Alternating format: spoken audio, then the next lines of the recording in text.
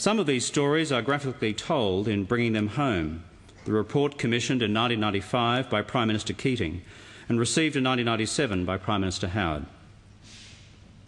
There is something terribly primal about these first-hand accounts. The pain is searing. It screams from the pages.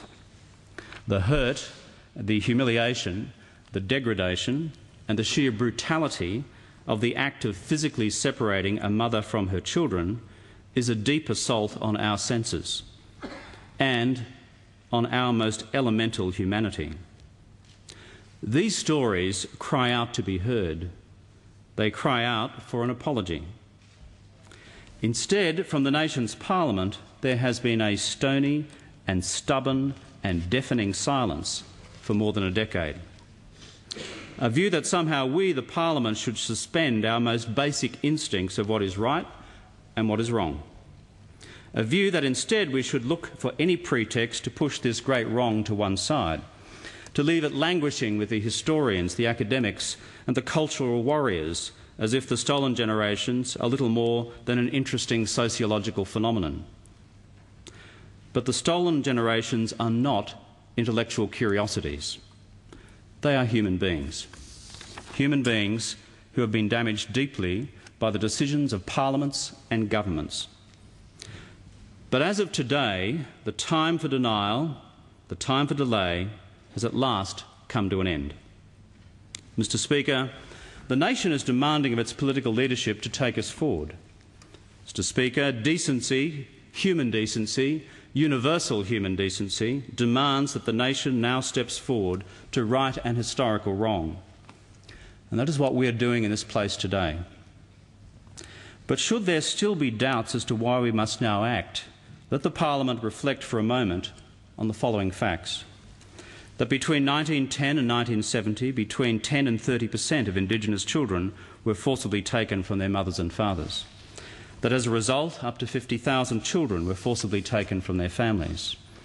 That this was the product of the deliberate, calculated policies of the state as reflected in the explicit powers given to them under statute. That this policy was taken to such extremes by some in administrative authority that the forced extractions of children of so-called mixed lineage was seen as part of a broader policy of dealing with, quote, the problem of the Aboriginal population, unquote. One of the most notorious examples of this approach was from the Northern Territory Protector of Natives, who stated, and I quote, "Generally by the fifth and invariably by the sixth generation, all native characteristics of the Australian Aborigine are eradicated. The problem of our half-castes, to quote the Protector, will quickly be eliminated by the complete disappearance of the black race and the swift submergence of their progeny in the white," unquote. The West Australian Protector of Natives expressed not dissimilar views, expounding them at length in Canberra in 1937 at the first National Conference on Indigenous Affairs that brought together the Commonwealth and State Protectors of Natives.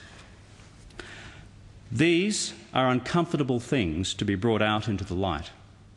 They are not pleasant. They are profoundly disturbing. But we must acknowledge these facts if we are to deal once and for all with the argument that the policy of generic forced separation was somehow well motivated, justified by its historical context, and as a result unworthy of any apology today. Then we come to the argument of intergenerational responsibility, also used by some to argue against giving an apology today. But let us remember the fact that the forced removal of Aboriginal children was happening as late as the early 1970s. The 1970s is not exactly a point in remote antiquity. There are still serving members of this Parliament who were first elected to this place in the early 1970s. It is well within the adult memory span of many of us.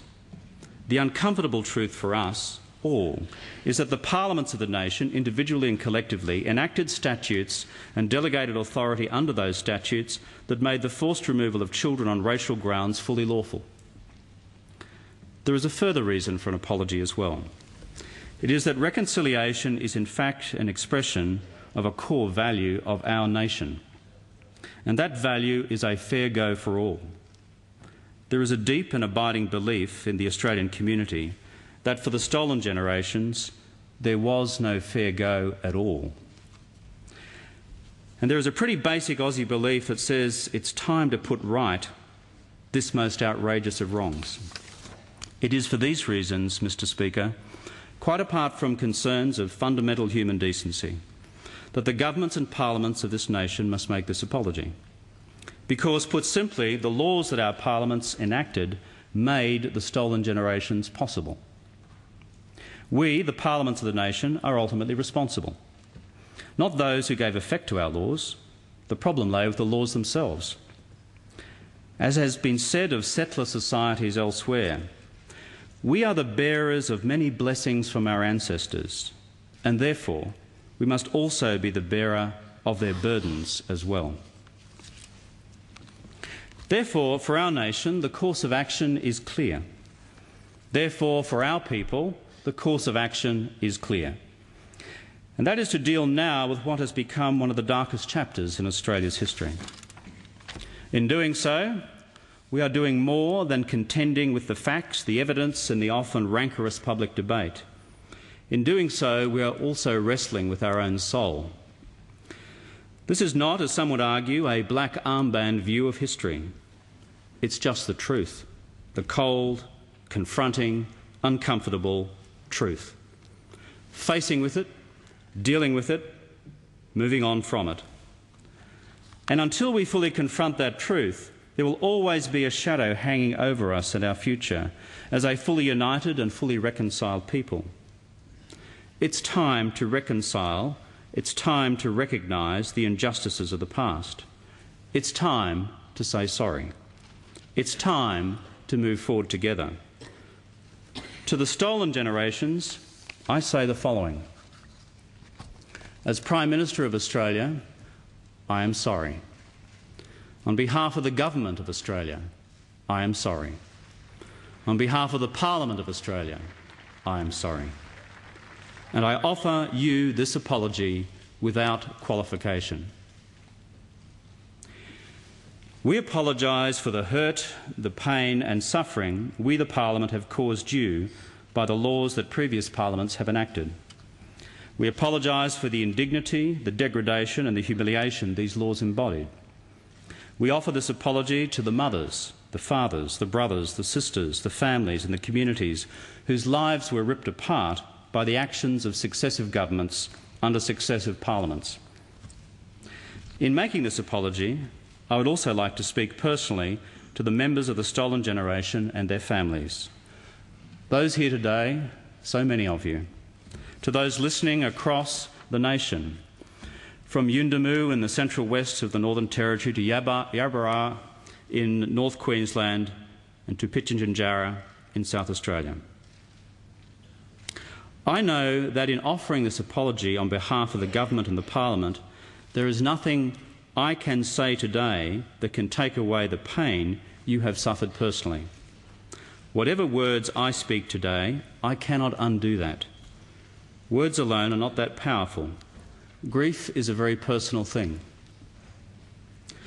I say to non-Indigenous Australians listening today, those who may not fully understand why we are doing what we are doing is so important.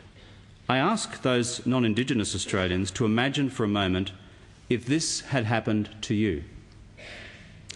I say to honourable members here present, imagine if this had happened to us.